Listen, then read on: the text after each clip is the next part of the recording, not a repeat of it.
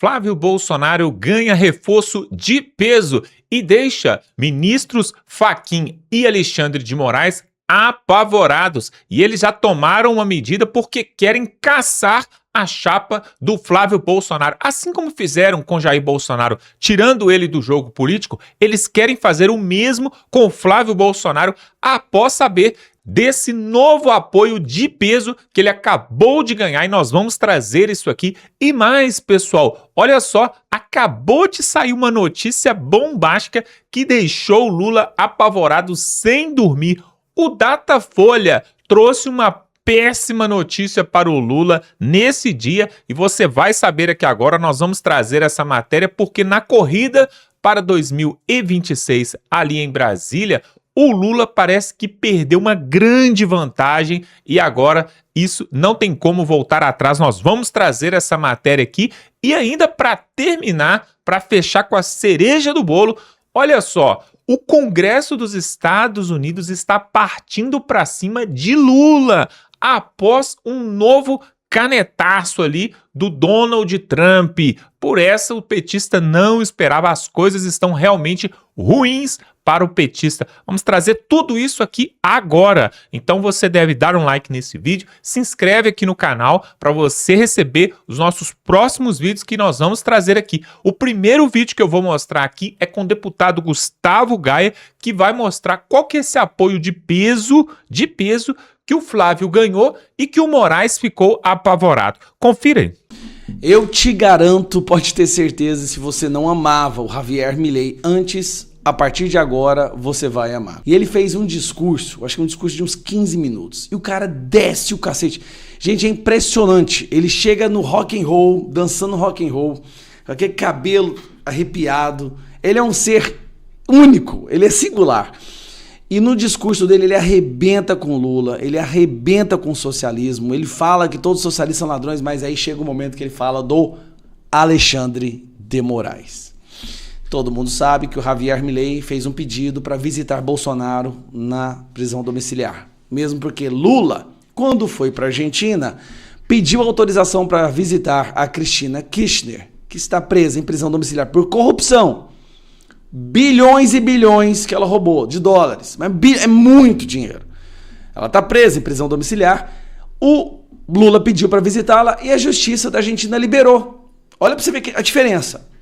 Aqui, o Bolsonaro está preso, prisão domiciliar, por um golpe de Estado das velhinhas com a Bíblia debaixo da mão, que ninguém acredita. E o Alexandre de Moraes negou. Aí, quando chegou na parte do Milei falar do Alexandre de Moraes, rapaz, eu vou te falar uma coisa. Cara, foi maravilhoso isso aqui. Olha isso aqui. Para colmo, la basura calva, no me... La basura calva, é o Alexandre de Moraes. Calva, no me permitió visitar a mi amigo injustamente encarcelado, cuando sé que Lula se cansó de recibir dirigentes del exterior cuando estaba preso, entre ellos el nefasto expresidente argentino Alberto Fernández. Esto no es más que una clara muestra de la injusticia de su detención y su claro carácter vengativo. Estimado Jair, te abrazo la distancia que los burócratas hoy están impidiendo prontamente se hará realidad y nos volveremos a dar un abrazo con el querido Jair Bolsonaro. Rapaz, nesse momento aqui o povo o povo vibrou demais. Agora, para colmo, la basura calma. Vassoura calva, é isso? Calma. Eu tô tentando entender. La vassoura calva, o lixo careca. Rapaz, o cara vai lá e detona. Desculpa, mas eu fiquei feliz demais. Aí, o Fachin ficou chateado, gente. Teve uma matéria que saiu aqui do Fachin, que eu vou até procurar aqui, ó.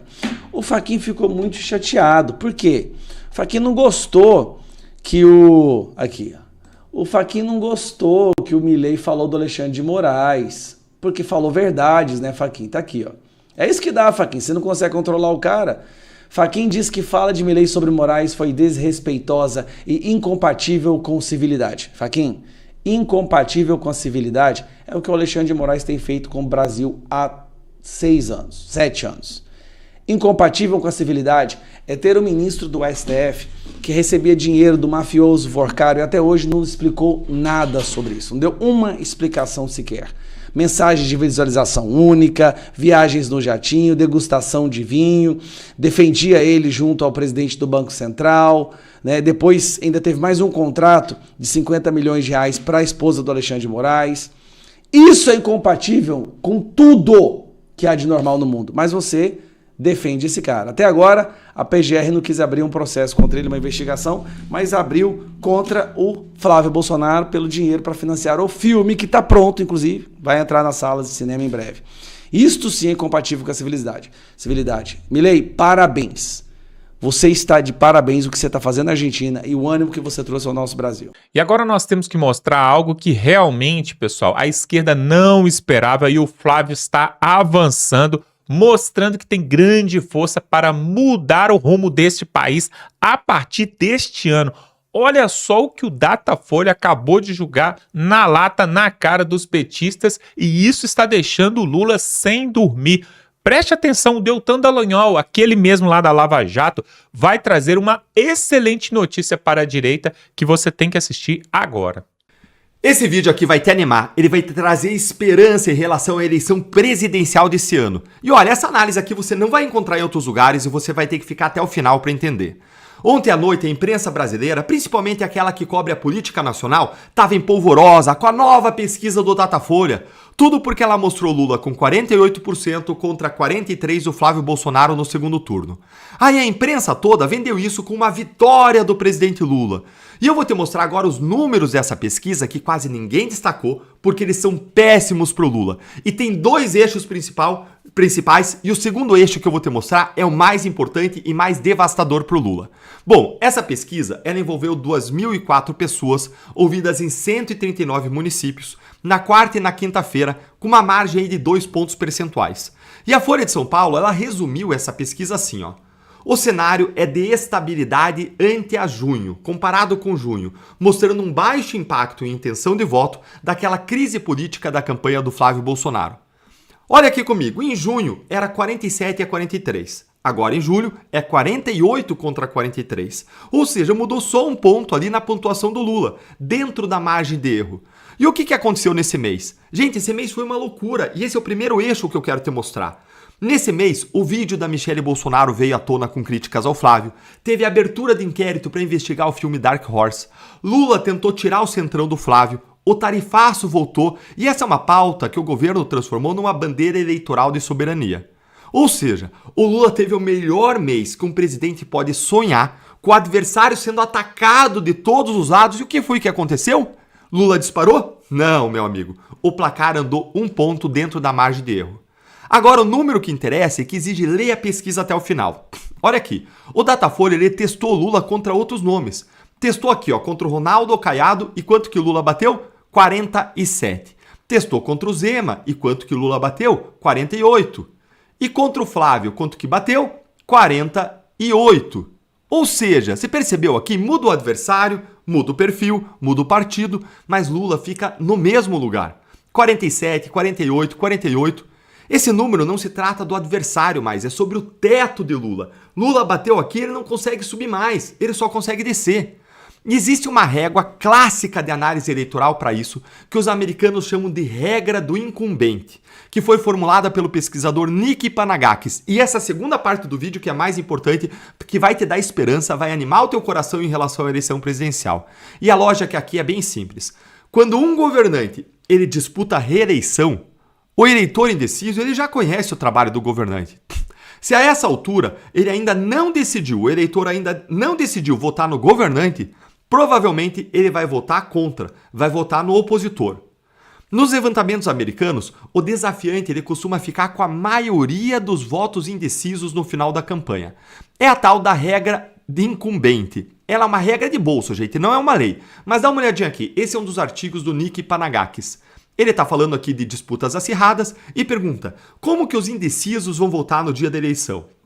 E ele fala que ele analisou 155 pesquisas e essa análise revela que em disputas eleitorais com um candidato incumbente, ou seja, com uma pessoa que está ocupando o governo, as respostas tradicionais estão erradas. Em mais de 80% dos casos, a maioria ou todos os indecisos votaram no candidato desafiante, que aqui no caso do Brasil é o Flávio Bolsonaro.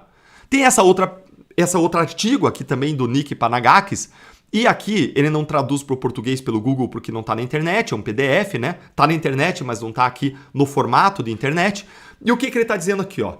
Quando os governantes de termo inteiro, ficou no mandato o tempo inteiro, 4 anos, eles disputam com desafiantes convencionais, não há caso no qual o incumbente, o governante, pegue um número maior de pontos percentuais do que o desafiante no dia da eleição. Ou seja, tem aquelas pessoas indecisas que vão decidir no dia da eleição. E não tem nenhum caso, ele está dizendo aqui, que o governante ganhe mais eleitores indecisos do que o candidato desafiante. Isso aqui é uma regra de bolso, como eu disse, não é uma lei. Tem analistas que contestam, então a gente tem que ter algum cuidado para não achar que isso aqui que vai acontecer obrigatoriamente no Brasil.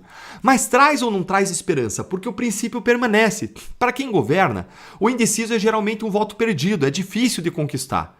Some a isso a rejeição do Lula, que é o dado mais duro da pesquisa. 46% dos brasileiros dizem que não votam no Lula de jeito nenhum. Quase metade do país. Isso depois de 3 anos e meio de governo, 3 mandatos, quase 20 anos de PT no governo federal, com toda a máquina, toda a propaganda, todo o populismo fiscal, distribuindo benefício e dinheiro adoidado nessa reta final. E no primeiro turno, gente, ele tem 40 ou 45% dos votos válidos, longe dos 50% mais um que são necessários para ganhar a eleição no primeiro turno. Pesquisa eleitoral é claro que é uma fotografia de momento, não é um resultado. Agora, o que essa fotografia mostra é um presidente que gastou o melhor momento da campanha e não saiu do lugar, com quase metade do país dizendo não. Em 2022, ele ganhou por menos de 2 pontos percentuais. Nada nesses números diz que 2026 vai ser diferente. E a eleição ainda nem começou oficialmente. Ou seja, temos todo o caminho aberto para a direita ainda ganhar a eleição.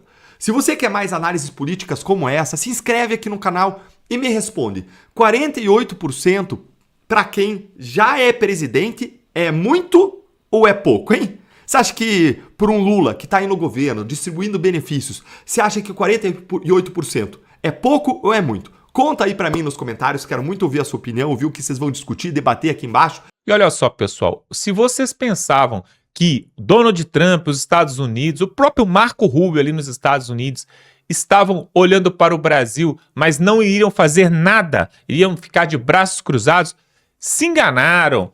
Olha só o que o Congresso norte-americano preparou para o Lula. Essa é uma notícia que realmente eles não estavam esperando. Vamos trazer agora o pessoal da Rádio Auriverde, através de um comunicante lá dos Estados Unidos, vai trazer para nós essa excelente notícia. Confira. Bom, o que está acontecendo? A crise que deveria ser somente comercial entre Brasil e Estados Unidos, por iniciativa e escolha do próprio governo brasileiro, escalou, como nós já mostramos aqui na segunda-feira, para o campo diplomático.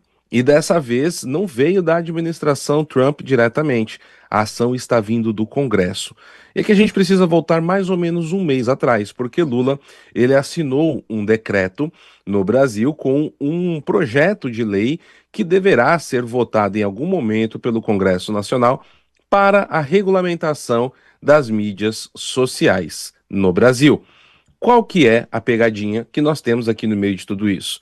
Uma medida provisória assinada por decreto por um presidente passa a ter ali, o valor, o peso da lei por 6 meses. E justamente ela passou a ter validade na segunda-feira passada. O que significa isso? Que vai cobrir justamente o período das eleições no Brasil, com as regras segundo ali o Palácio do Planalto, o que deseja Lula, sem o debate do Congresso.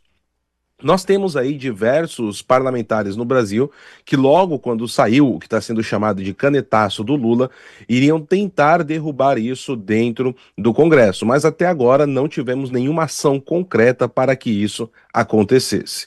Pois bem, então o Brasil sofreu aí o tarifaço de 25% por conta das questões da investigação da seção 301. Depois, tivemos um tarifaço adicional de 12,5% pela questão do trabalho escravo.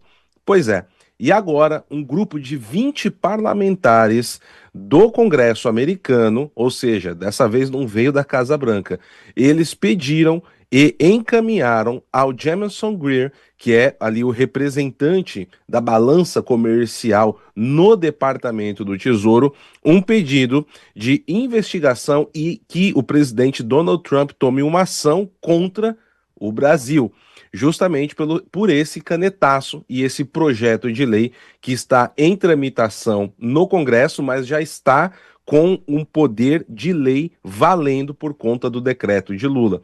E eles informam que, além disso prejudicar o ambiente de negócios para as empresas, automaticamente também já cria o ambiente para censura prévia, que é algo que as empresas americanas já vinham denunciando, principalmente o X do Elon Musk, lá com o Twitter Files Brasil, Serrão. O que isso significa na prática? Significa na prática que agora os legisladores americanos, e aqui eles estão ligados mais diretamente ao Partido Republicano nesse momento, mas isso pode ter a adesão de outros, como, por exemplo, os democratas ou até mesmo os independentes, nessa questão. E existe também um temor dentro do Brasil, tanto das empresas, as big techs, quanto essa censura prévia, principalmente agora no período eleitoral.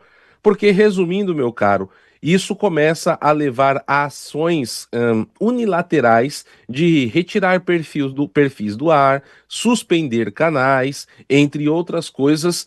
Por exemplo, somente ali com uma denúncia de um brasileiro qualquer que faça contra qualquer veículo.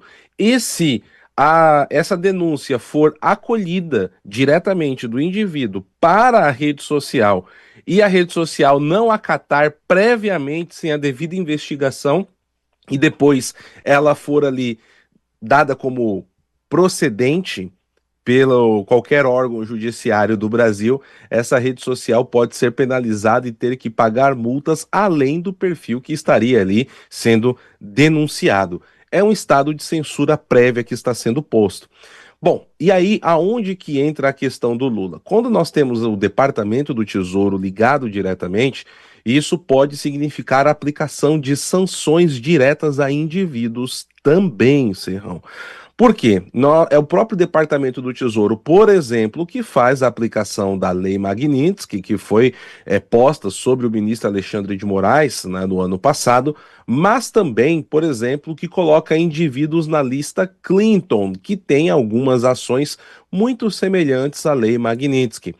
E olha, mas o Lula é o presidente do Brasil, isso seria um risco? Bom, não estou aqui fazendo tic-tac ou colocando de alguma forma, não, agora vai, não é nada desse tipo, mas temos um precedente. O presidente da Colômbia, o Gustavo Petro, foi adicionado na lista Clinton em janeiro deste ano de 2026 e ainda está lá. Está posto por Donald Trump. É uma ação que o governo já tomou antes, dessa vez a medida está vindo do Congresso. Pode ser também que nós tenhamos tarifaço, um terceiro tarifaço em cima disso por perseguição ao ambiente das empresas americanas e censura prévia. Vale lembrar que na semana passada o Departamento de Estado, através do próprio Marco Rubio, já tinha colocado novas restrições de vistos para indivíduos, independente do cargo que ocupe, de ter visto americano por práticas ligadas ao terrorismo, seja ele físico ou psicológico, para impedir o bom ambiente do debate político público, inclusive visando interferir em eleições. A situação vai ficando cada vez mais crítica nessa guerra diplomática aberta entre Brasil e Estados Unidos, Serrão. A preocupação do Lula é que aconteça com ele o que aconteceu com o Maduro. Inclusive, há informações ali no começo do ano que ele chegou a consultar alguns generais brasileiros para saber se, caso algo acontecesse, como aconteceu na Venezuela, o Brasil teria condições de se defender. O Lula ficou realmente tocado e preocupado com isso. Não é à toa que ele está até mandando agora o Marco Rubio criar um comitê de campanha para o Flávio Bolsonaro. Ele disse isso essa semana, né, Serrão? É que nós estamos numa nova Guerra Fria no mundo. O mundo ele está passando por diversas mudanças profundas e essa Guerra Fria ela é capitaneada por duas potências, os Estados Unidos de um lado e a China do outro. E, indubitavelmente, nós teremos que escolher um lado. Ah, mas nós precisamos escolher um lado? Todos os países do mundo precisarão escolher um lado. Isso não significa que não se possa vender para a China, por exemplo, ter contratos ou estar na balança comercial com a China. Não se trata disso, mas de um alinhamento estratégico e de estar em uma zona de influência. Isso vale para qualquer país do mundo. Do Brasil, à Argentina, à Inglaterra, à França, à Alemanha. Essa é uma realidade que nós temos de alinhamento no mundo nesse momento. E a América Latina inteira, em peso, está escolhendo o seu lado, Serrão, principalmente através do Escudo das Américas, e muitos países já estão colhendo muitos benefícios com isso, principalmente Argentina, Chile, Peru, Equador, Bolívia, a Colômbia a partir do dia 7 de agosto, e o Brasil cada vez mais isolado. Isolado, inclusive, por antigos aliados, como Raul Mulino, presidente do Panamá também, que já passou para o outro lado, meu caro. El Salvador, Honduras, a lista é gigantesca. E o Brasil, segundo a vontade de Lula, abraçado com Xi Jinping e com o Partido Comunista Chinês. É dureza, essa dupla Xi Jinpinga e Xi Jinping é dose para mamute. Questão iraniana, PH, como é que está esse negócio hoje? Como é que está a guerra dos Estados Unidos contra o Irã? O balanço último aí, o Trump está prometendo aí um ataque pesado para eliminar o Irã. E estamos vendo aí a fuga de lideranças iranianas. O que pode representar isso, hein? Olha só, Serrão, já entramos para o 13º dia consecutivos de ataques americanos e a proporção está aumentando cada vez mais. O presidente Donald Trump já informou abertamente que para cada navio mercantil que for atacado ali no Estreito de Hormuz, ele irá atacar a infraestrutura energética e civil do Irã, para começar a doer ainda mais no meio de tudo isso. Bom, e o Irã começou a tomar algumas medidas que chamaram a atenção. Em um voo foi rastreado, meu caro, eles transferindo comandantes e equipamentos de mísseis para o Iêmen. E o Iêmen fica ali no sudoeste da Península Arábica e é um país que está dividido por uma guerra civil e uma parte desse país é controlado justamente por um grupo jihadista terrorista sob tutela iraniana, os Houthis do Iêmen, que inclusive praticam ali pirataria no Mar Vermelho. E agora o que o Irã está fazendo? Começando a enviar as lideranças, tirando de dentro do país, com o medo ou o temor de que aconteça a mesma coisa que ocorreu no início da guerra, que eles sejam alvos prioritários de ataques e eliminação nessa fase da guerra.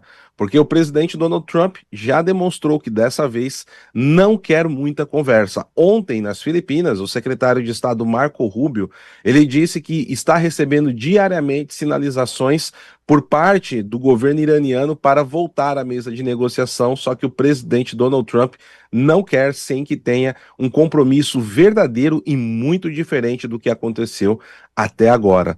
Bom, então eles começaram a mover todo esse pessoal essencial, o que significa que eles estão temendo, inclusive, a volta de Israel para o conflito, que é quem tem a especialidade de fazer essas eliminações bem assertivas, né? Vale lembrar que no ano passado, ali na Operação Midnight Hammer, o Estado de Israel chegou a eliminar algumas lideranças do Hamas e também do Irã dentro de prédios, atacando a parede do quarto, somente isso, sem derrubar o prédio, explodindo, fazendo um buraco na parede do quarto do prédio e eliminando ali os seus alvos. Assim, o nível de assertividade é impressionante. Mas isso também leva a uma outra preocupação, porque a guerra pode se alastrar de vez por todo o Oriente Médio, porque o Irã está temendo que esses ataques ocorram e estão tirando as lideranças do seu território. Mas isso não significa que, principalmente por estarem ali em território controlado por grupos terroristas, eles não sejam alvo da mesma forma. E aí nós teríamos a guerra também alastrada do Irã para o Iêmen. E no meio disso, nós temos o Reino de Omã e todos os países ali, todos os emiradinhos, como são chamados, né? Temos Emirados Árabes Unidos, temos o Bahrein, temos a Arábia Saudita, temos o Catar, temos diversos países aliados dos Estados Unidos que estariam exatamente na linha de fogo. A situação pode e tende a ficar bastante complexa caso isso aconteça, Serrão. Olha só, pessoal, tudo que está acontecendo hoje no cenário exterior, Estados Unidos, Rússia e a própria China, o Irã, tudo isso vai refletir aqui no Brasil, já está refletindo. Este ano é um ano crucial, não é por causa de Copa do Mundo, não é por causa de outros eventos, não. É porque aqui no Brasil está para haver uma grande mudança que vai influenciar esses outros países, Estados Unidos, China, Japão, a Rússia e o próprio Irã. Pessoal, vocês acham que o Irã está satisfeito que neste ano de 2026, preste atenção nesse número, neste ano de 2026, as exportações do petróleo brasileiro aumentou em 30%, 30%. Você acha que o Irã está satisfeito com isso? Os Estados Unidos está satisfeito com isso? Lógico que não.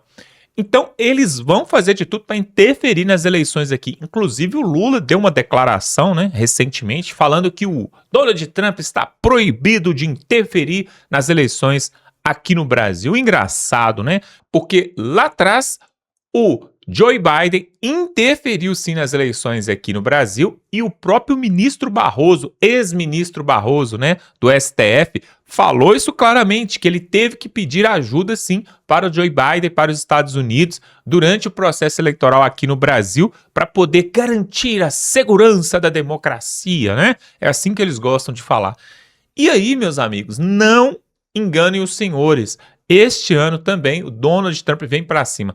Nós tivemos aí, mostramos agora aí, a convenção do PL, convenção nacional, onde o Milei esteve presente. E o que o Milei falou foi muito interessante, que ele foi proibido pelo ministro de visitar o seu amigo Jair Bolsonaro.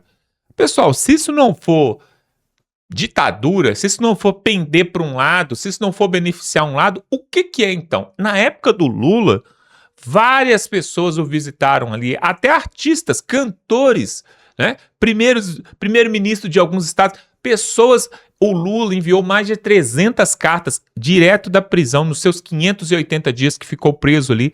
Teve até entrevista que ele deu para a Folha de São Paulo. Tudo isso foi permitido. Agora, o presidente da nação vizinha, que é a Argentina, quer visitar Jair Bolsonaro e não pode, foi impedido. Aliás, o próprio filho dele, o Flávio Bolsonaro, foi impedido, mesmo sendo advogado do Jair Bolsonaro, foi impedido também.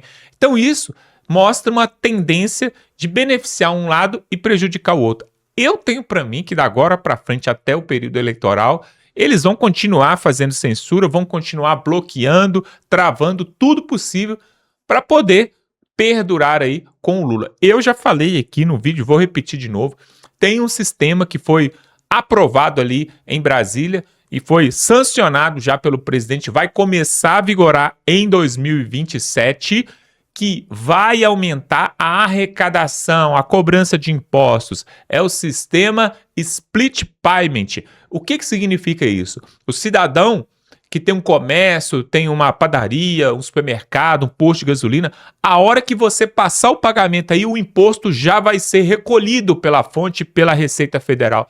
Tudo isso para, segundo eles, aumentar a segurança e garantir que não haja sonegação de impostos. Pois bem, só que para o trabalhador, ali o empresário, o microempreendedor, isso vai cair como uma bomba e pode fechar várias empresas, porque até agora o cidadão recebe ali o pagamento ali que vende seus produtos nas lojas e ele tem um período para poder devolver esse imposto para a Receita Federal e nesse período ele usa esse dinheiro como capital de giro, pagar funcionários, comprar produtos e aí ele tem 15, 20, 30 dias para poder repassar para a Receita. O Lula fez isso, pessoal, deve ser porque vai começar a vigorar em 2027. Será que ele já está sabendo que ele vai ser reeleito e em 2027 ele que vai cuidar, dessa nova injeção de imposto e de dinheiro que vai cair para a Receita Federal? Será que ele já está sabendo que ano que vem vai cair no colo dele isso? Porque ele não faria isso para poder beneficiar, por exemplo, o Flávio Bolsonaro, para o Flávio Bolsonaro cuidar dessa arrecadação. Isso com certeza ele não faria. Agora, a verdade é, pessoal, nós colocamos aqui também um vídeo que mostrava que houve 2 golpes aqui na América, né? Em Nicarágua e também na Bolívia. Está havendo um golpe ali político porque os ditadores não querem sair do poder. São amigos do Lula e você já sabe de toda a história. Será que ele já tem um plano B para fazer com que o Lula perdure e continue no poder aqui também no Brasil? E aí o Donald Trump, já sabendo disso, já está interferindo através do Congresso Nacional, através do Marco Rubio. Será que está acontecendo, pessoal? Porque muita coisa, infelizmente, a gente não fica sabendo. Aliás, felizmente, porque eles que decidem lá. E aí o que acontece, pessoal? O Flávio Bolsonaro agora, além de receber esse apoio de peso do Milei, ele ainda recebeu nessa semana um novo apoio que é da própria Michele Bolsonaro. Michele Bolsonaro, depois de lutar e relutar em apoiar o Flávio Bolsonaro, ela viu que não tem outro jeito que, para o bem do país e para o bem do seu marido Jair Bolsonaro, ela deveria sim se curvar aí, render aí a essa apurrinhação e declarar apoio ao Flávio Bolsonaro. O importante disso tudo não é quem está certo na história. O importante, pessoal, é que nós não podemos ter mais 4 anos de PT. O povo brasileiro não merece e não aguenta mais 4 anos de PT. Realmente, eu quero que você coloque aqui nos comentários. Olha só o que eu vou pedir para você colocar. Você conhece alguém que já saiu ou está falando em sair do Brasil se o Lula for reeleito? Coloca aqui nos comentários.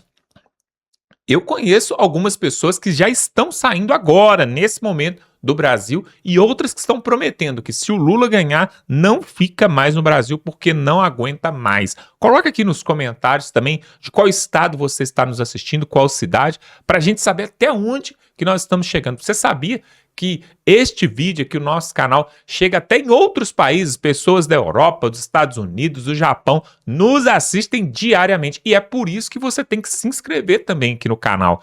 Porque se você não se inscrever, você vai ficar de fora e não vai receber o nosso conteúdo. Totalmente gratuito, aqui embaixo tem um botão, você clica, se inscreve. Estamos chegando a 700 mil inscritos conservadores, pessoas que querem uma faxina geral nos 3 poderes em Brasília e não quer o quarto mandato de Lula. Se você também é a favor disso, se você concorda com isso, venha fazer parte e se inscreva agora. Não paga nada e você vai ser muito beneficiado. Vamos ficando por aqui e até a próxima.